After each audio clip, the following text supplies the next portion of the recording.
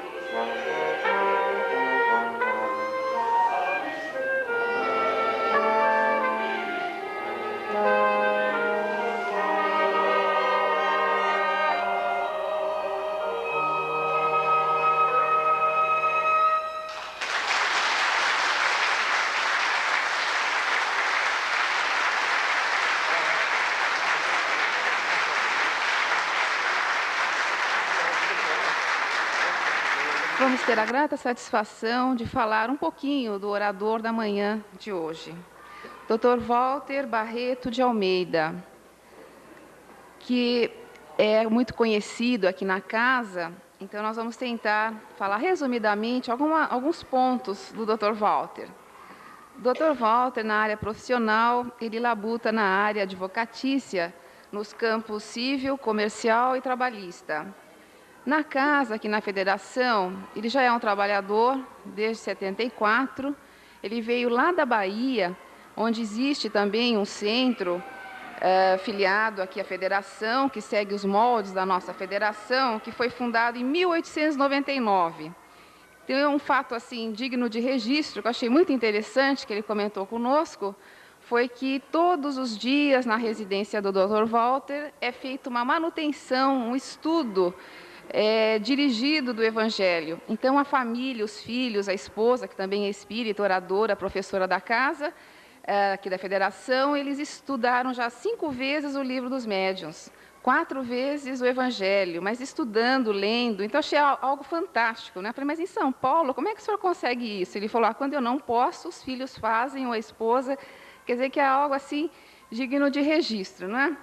E ele também é professor aqui na área da federação, na área de ensino, já deu aulas de filosofia espírita, aprendizes, mediunidade. Em 92, nesse exercício, ele foi professor do básico, do 2º ano do básico. Ele também participa, Dr. Walter, do Centro Espírita Emmanuel, lá na Moca, que foi um desmembramento da 27ª turma de aprendizes do Evangelho aqui da nossa federação. Em 1982, essa turma fundou esse centro, e onde o Dr. Walter também contribui.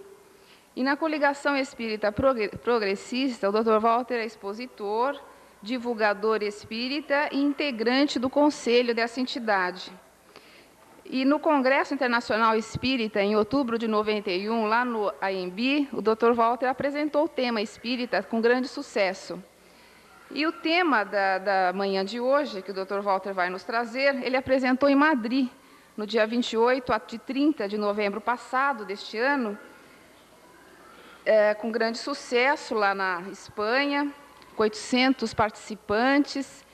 Foi um momento, então, ímpar, que o Dr. Walter levou esse tema com o mesmo teor, só que com o nome A AIDS e a Lei. Então, como advogado, ele vai nos trazer esses aspectos no tema da manhã de hoje, Visão Espírita sobre a AIDS.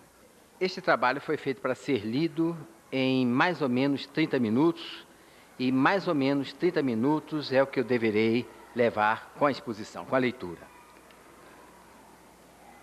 Como a moça disse, foi um trabalho que foi apresentado lá no Congresso de Madrid, e por isso mesmo a Federação, neste mês de dezembro, criou este ciclo de palestras que foram proferidas lá. É verdade que o tema é a AIDS.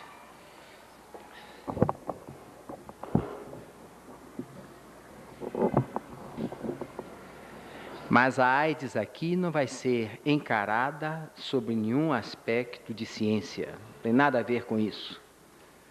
Tem sim a ver com religião, ou melhor, com filosofia religiosa. E isto começa com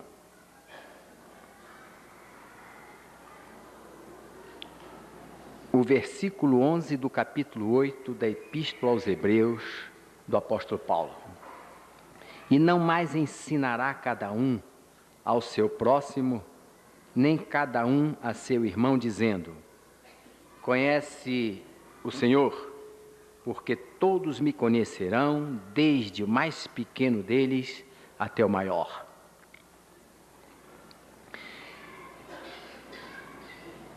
Por aí é possível ver em São Paulo que ele antecipa de muito tempo aquilo que hoje o Espiritismo vem pregando. As doenças são todas curáveis.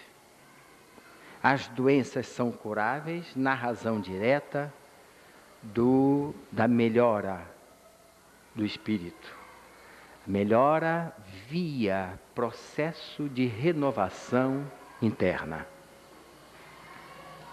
Esta proposição do apóstolo é o prenúncio de que haverá um tempo em que o homem será em si mesmo a lei.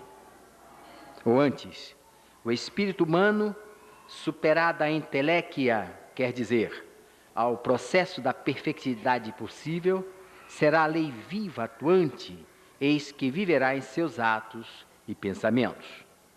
Para referendar esta asserção, basta lembrar-se que o pensamento é a força criadora de nossa própria alma e, por isto mesmo, é a continuação de nós próprios.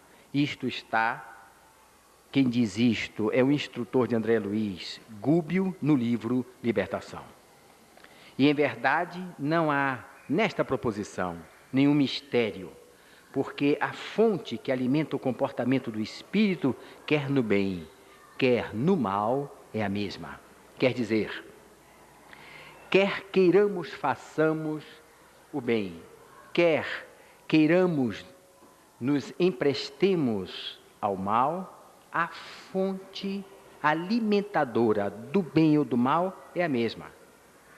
É por isso que ele, a seguir, vai dizer: o serviço construtivo e a atividade destrutiva constituem problema puramente de direção. Se a fonte que promove o bem ou que promova o mal é a mesma, porque a fonte está em cada nós, subjaz, é em nós mesmos. Nós repousamos sobre esta fonte ou esta geratriz de força eletromagnética. Para que esta força faça o bem ou faça o mal, está na vontade, no pensamento, no desejo do próprio espírito. O espírito é quem dirige a força, quer para o bem, quer para o mal. Então, isso nos dá a ideia de que o gerador de bem e de mal somos nós mesmos, e nós só somos capazes de fazer aquilo que não seja o correto, simplesmente porque tenhamos dirigida esta força para o incorreto. Isto já nos dá uma ideia, em verdade, já nos prepara para compreender que todas, quaisquer doenças, é curável na razão direta do nosso desejo. Isto é difícil, naturalmente, não é fácil, não se aprende no estalar de dedos, mas é isto que é o objeto dessa mensagem. É dizer que qualquer que seja a doença, sobretudo esta doença da moda, que é a AIDS. Isto implica em que o ser pensamento é o diretor, o próprio regrador da vida. Como tal, está aliado à consciência, quando não seja a própria consciência. Por isso que a consciência é um pensamento íntimo que pertence ao homem, como todos os outros pensamentos. Está no Livro dos Espíritos, resposta à indagação 835. A consciência é, então, a mestra, por assim dizer, da existência.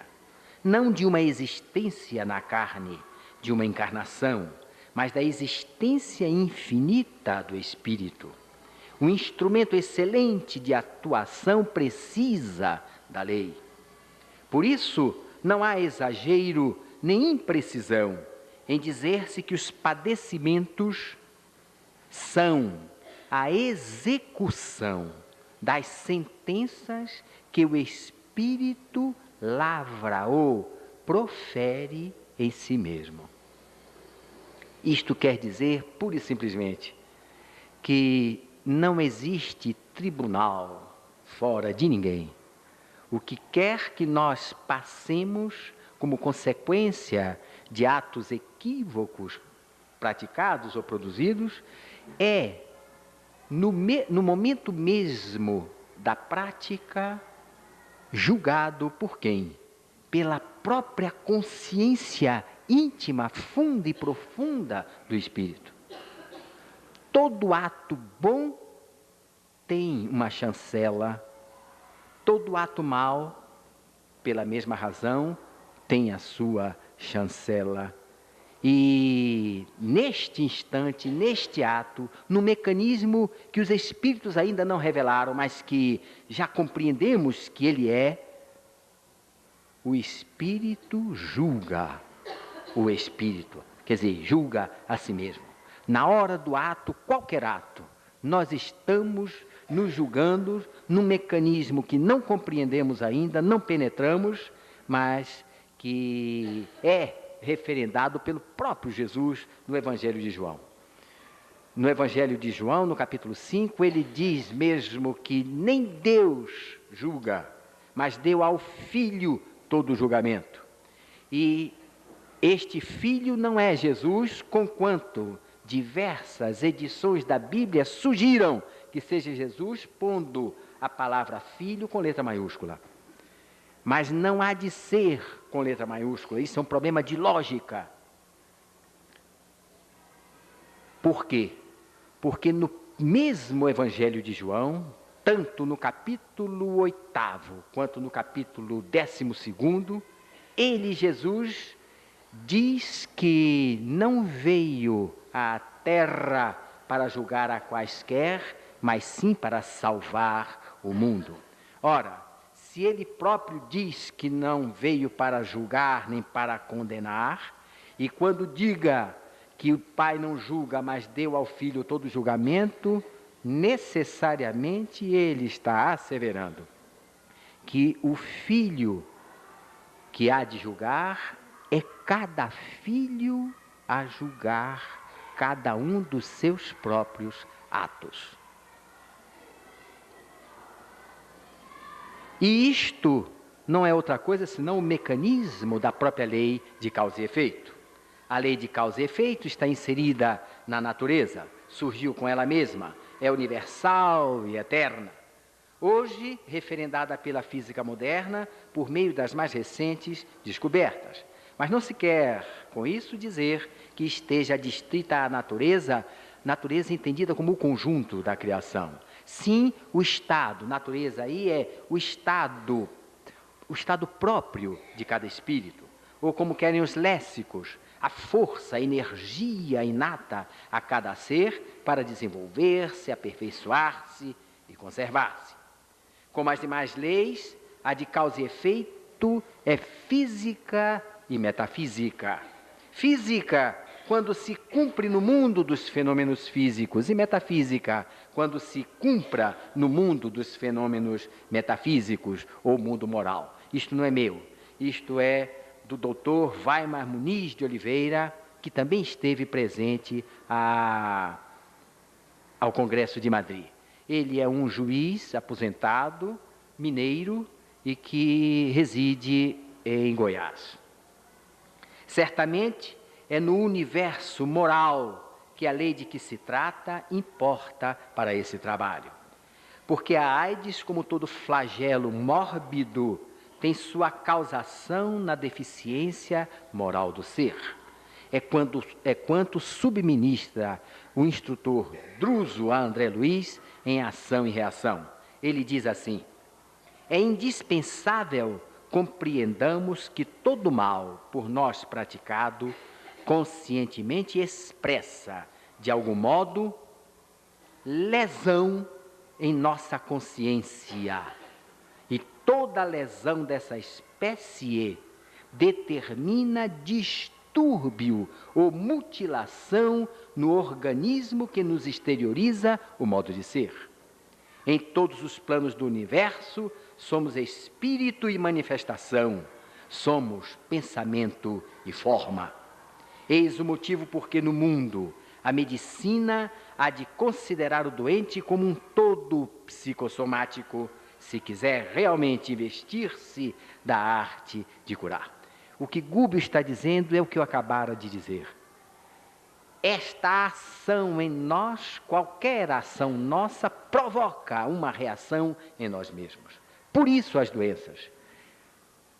E eu já antecipo o seguinte: a doença AIDS não é AIDS porque um fato da agora surgiu, mas porque o espírito encarnado agora está predisposto a receber ou a sofrer a ação do vírus da AIDS. Mas não apenas aí se tem esta verdade. Não é moderna, que verdade? A verdade, lei de causa e efeito. Não é moderna nem apanágio do espiritismo a lei de causa e efeito.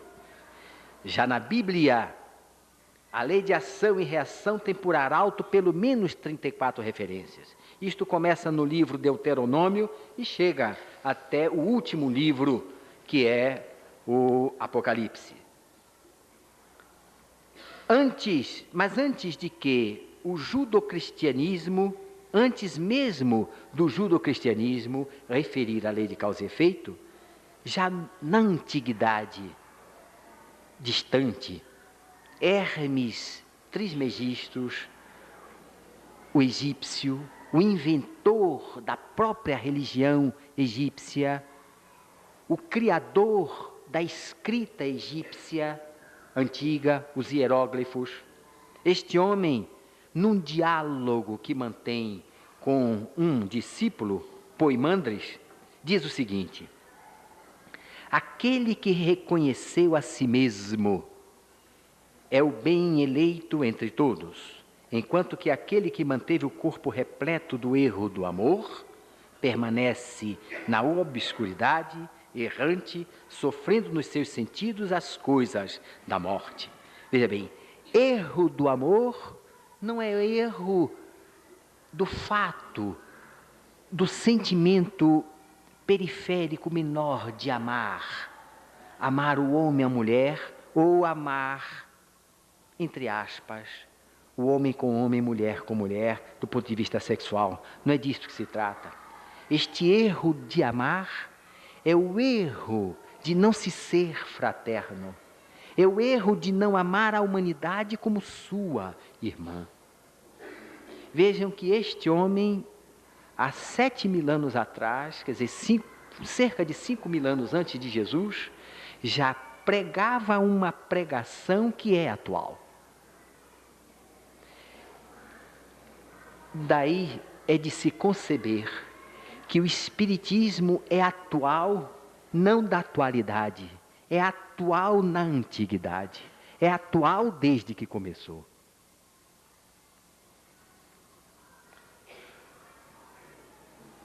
E quanto à convicção de que as enfermidades de uma existência são resultado de erros cometidos na mesma ou em existência anterior, também as Escrituras nos dão frequentes ensinamentos, bastando citar. Isto quem está falando não sou eu, mas é o Pastorino, aquele Carlos Torres Pastorino, num livro que é a Sabedoria do Evangelho. É um livro, é uma obra em 8 volumes. Este homem foi um padre notável, culto, e depois de algum tempo, na década de 30, ou início da década de 40, deixou a batina e adotou o Espiritismo como doutrina religiosa. E ele diz isto: eu era um menino de boa índole, coube-me em sorte uma boa alma, ou melhor, sendo bom entrei num corpo sem defeitos. Pensais que esses galileus eram os maiores transgressores da Galileia e por isso sofreram estas coisas? Eu vos digo, não. Mas enquanto não vos reformeis, todos sereis castigados dessa maneira. Isso está em Lucas. E em João: quando por ocasião do cego de nascença foi ele que pecou ou seus pais? E outra vez, se tua mão ou teu pé ou teu olho te são pedra de tropeço, corta-os e lança-os de ti. Melhor te é entrares na vida manco, aleijado e cego. Então é Pastorinho comentando: ora, ninguém suporá que na vida espiritual haverá aleijões.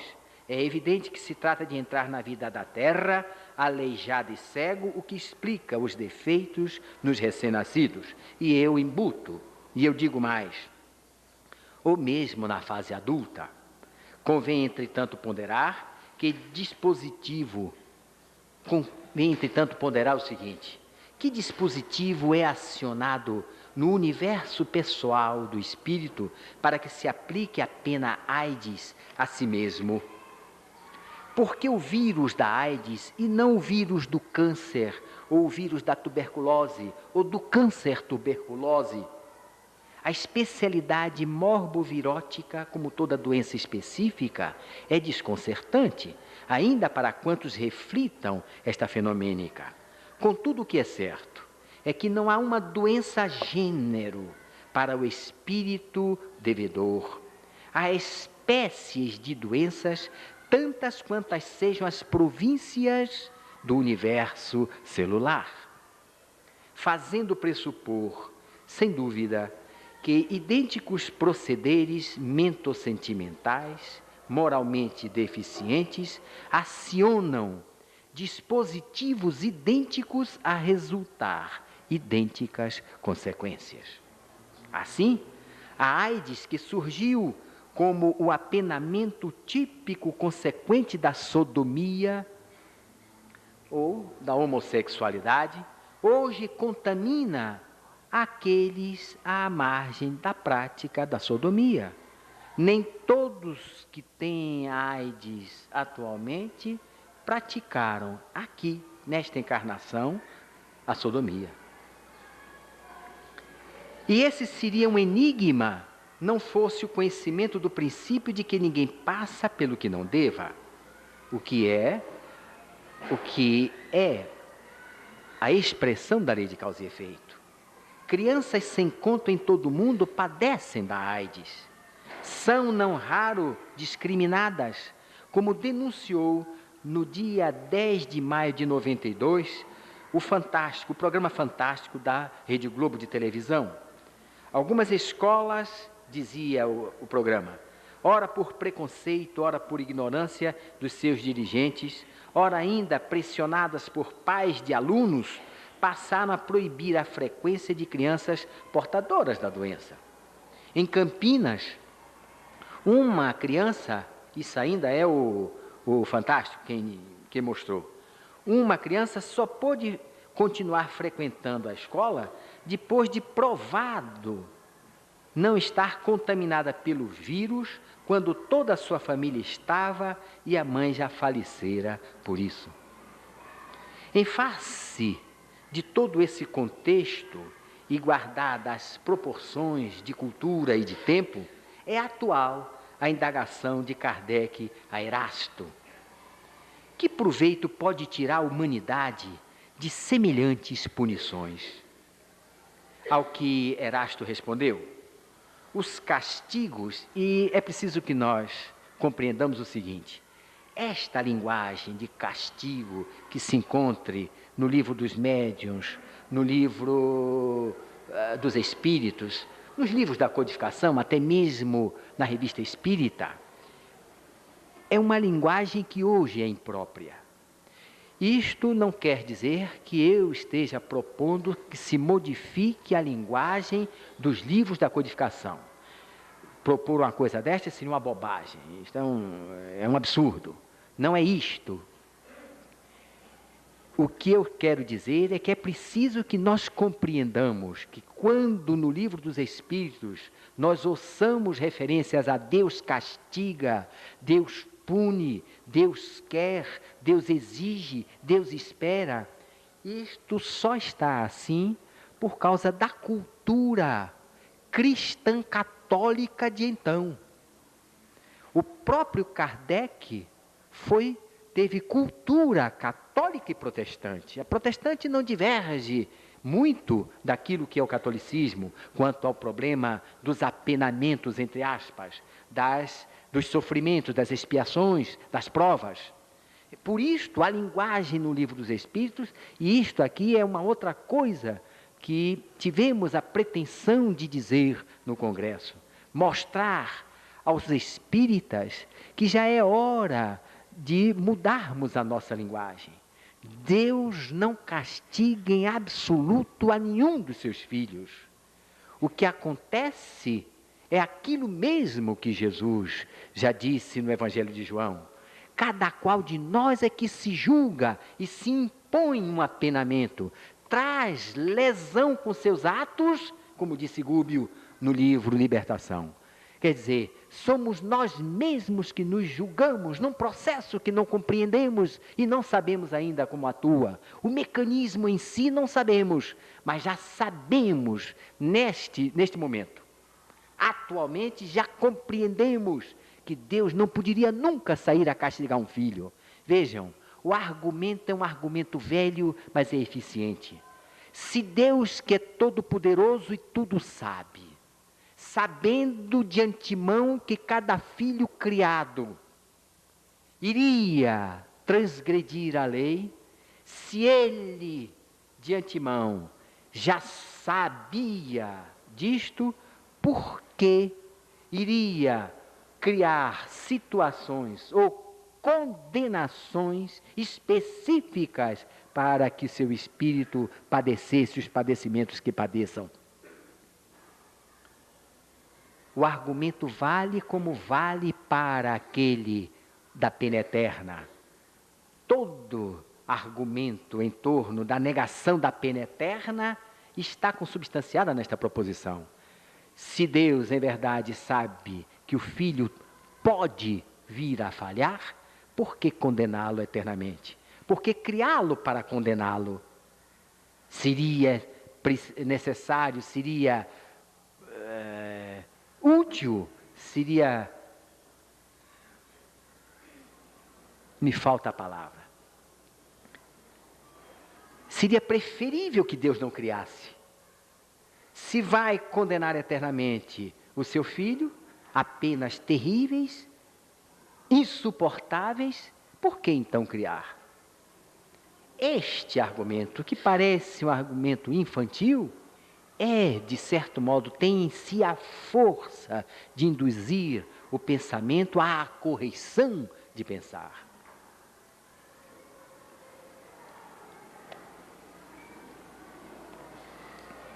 Então, dizia eu, em face de todo esse contexto, certo, Erasto, né? A pergunta é Erasto, que proveito pode tirar a humanidade de semelhantes punições? Ao que ele respondeu, os castigos não são feitos para desenvolver a humanidade, mas para castigar. E eu, neste trabalho, pus castigar aqui, quer dizer educar o indivíduo culpado. Com efeito, a humanidade não tem nenhum interesse em ver sofrer um dos seus.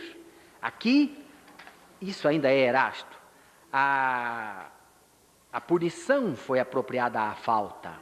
Porque os loucos, porque os cretinos, porque os paralíticos, porque os que morrem no fogo, porque os que vivem anos nas torturas de uma agonia sem poder viver nem morrer.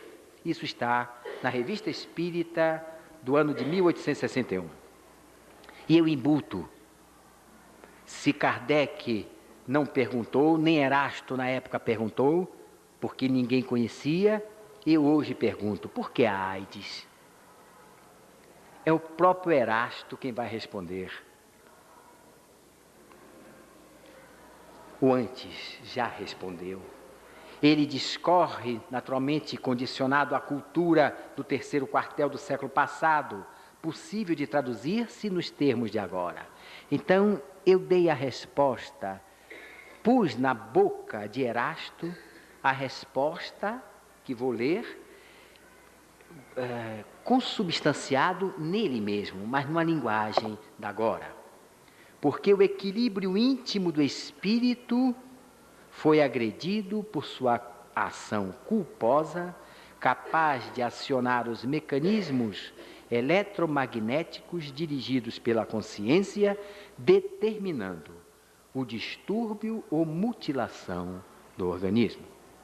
Ou ainda, porque ao reencarnarmos, e agora quem vai falar é Gúbio, não, é Druso em ação e reação, porque o equilíbrio íntimo do espírito foi agredido por sua ação culposa.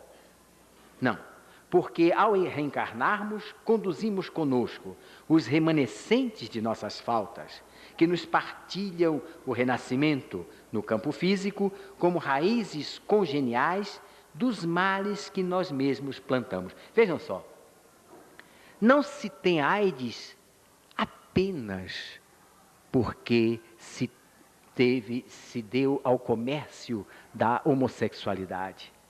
Não. É possível se ter AIDS sem ter,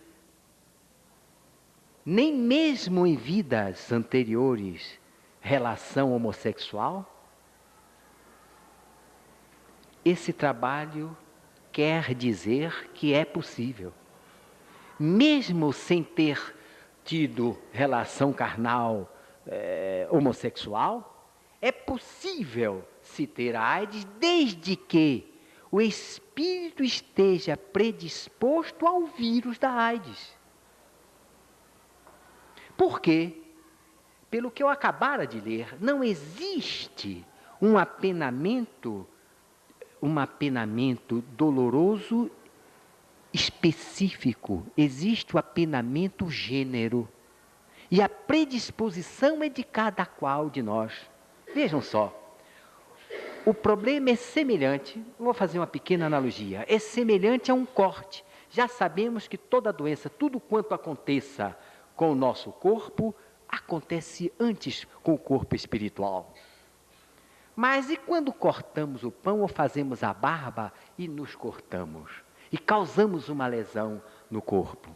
O que é que aconteceu? O perispírito estava cortado para que o corpo físico venha a se cortar? Não. O que existe é predisposição ao corte. O que existe é falta de magnetismo capaz de neutralizar uma ação desta natureza.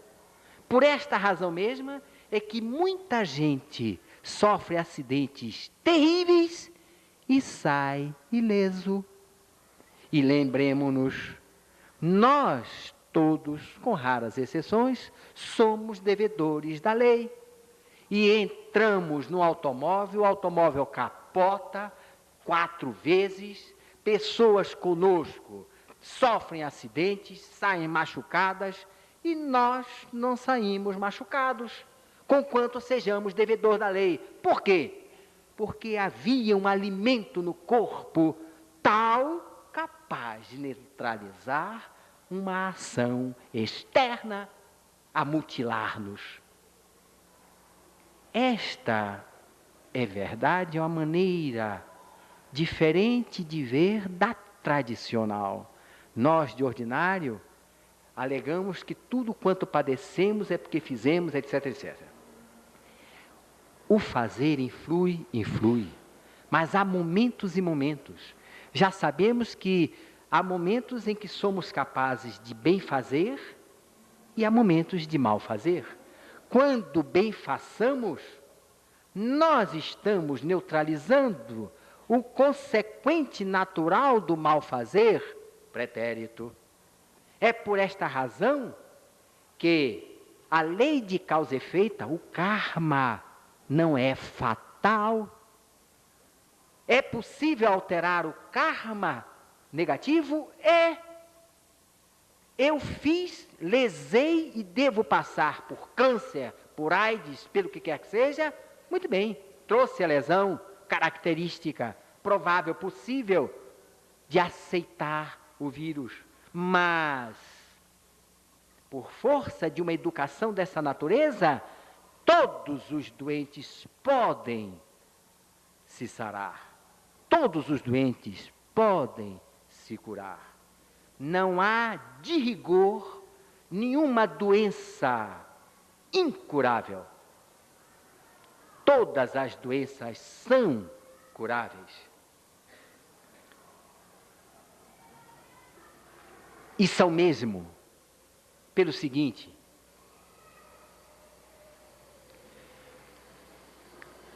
basta olhar em nós próprios, ou olhar a experiência de quantos já têm padecido de doenças incuráveis e se tenham curado. A oração, o passe de terceiros influi, mas influi sobremaneira que o doente compreenda a doença e compreenda que é possível curar-se da doença. Esta é a missão do Espiritismo na Terra, entre outras. Mas acentuadamente é isto que o Espiritismo veio fazer: educar-nos, a fim de que consigamos alterar em nós as disposições malsãs, ou maçãs, para que não apenas nos curemos das lesões produzidas por nós mesmos, mas que sirvamos de exemplos a quantos precisem se educar para curarem-se. Operar. Um minuto? 5. Operar a cura em nós, diz o Espiritismo, não diz textualmente, mas é do contexto. Só precisa um ato. Este ato não é o ato, é o ato de amar. Não! O ato de amar reproduzido insensivelmente por nós, e nós temos a facilidade de dizer: é preciso amar, você precisa amar, não é? E apontamos aos outros da necessidade de amar. Mas nós precisamos, em verdade, olharmos-nos, olhar para dentro de nós próprios e acionar os dispositivos de amar. Como é que se ama ao semelhante? Amar ao semelhante não tem um só de nós presente nesta sala e presente no mundo que não encontre dificuldade de amar. O que é amar ao semelhante? Há uma revelação de espírito que eu vou transmitir acerca do problema de amar o semelhante. Como é que se ama o semelhante? Disse o Espírito: ama-se o semelhante amando a si mesmo. Mas como é que nós nos amamos a nós mesmos? Como é que deveremos nos amar a nós mesmos sem enveredarmos pelo caminho do egoísmo? O que em verdade quis esse Espírito dizer que amar ao semelhante é amar a si?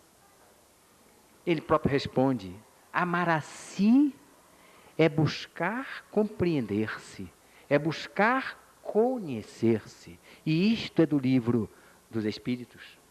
No livro dos Espíritos está, numa mensagem de Santo Agostinho, exatamente no livro acerca das leis morais, que era preciso que o homem, como foi dito na antiguidade, que era preciso que o homem, o espírito humano, conhecesse a si mesmo para se melhorar.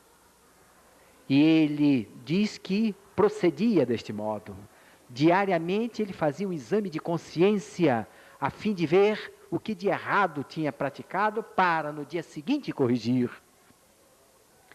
Então, amar a si é fazer esta crítica do seu comportamento. Crítica, quer dizer, esta pesquisa, esta análise daquilo que a gente é, não apenas pelo que tenha feito ontem ou hoje, mas por aquilo que nós somos para nós mesmos, e que só nós, e muitas vezes nem nós, nos confessamos a nós próprios. É deste modo que, veja bem, com o socorro daquilo que podemos chamar da gnosiologia moral, que podemos alterar nossos procederes subjetivos, não apenas objetivos, não para o mundo, mas para conosco mesmo, na senda, no sendeiro, no caminho íntimo da gente para renovar. E isto demanda tempo. E veja que nós não temos tempo, por isso a dificuldade da nossa renovação. Nós somos uma humanidade de apressados, uma humanidade sem tempo, não temos tempo nem para dormir, nem para comer, estamos atrasados para tudo. E é preciso nos eduquemos para dar tempo ao tempo que disponhamos para pensar pensamentos que nos ajudem na alteração da nossa natureza. Isto é amar. Amar a si, compreendendo a si tal como se é, para que se possa compreender ao semelhante tal qual o semelhante é. Assim fazendo, está-se amando o semelhante. Amando-se o semelhante, já se ama a si. E se amando a si, é possível alterar não apenas os efeitos da AIDS, mas os efeitos de toda e qualquer doença. É isso.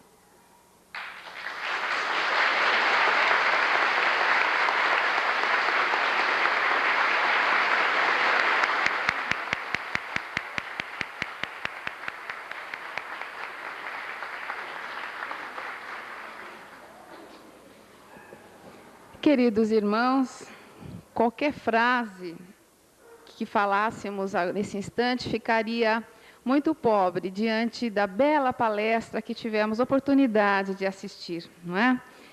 Dr. Walter é uma pessoa muito fraterna e as coincidências não existem.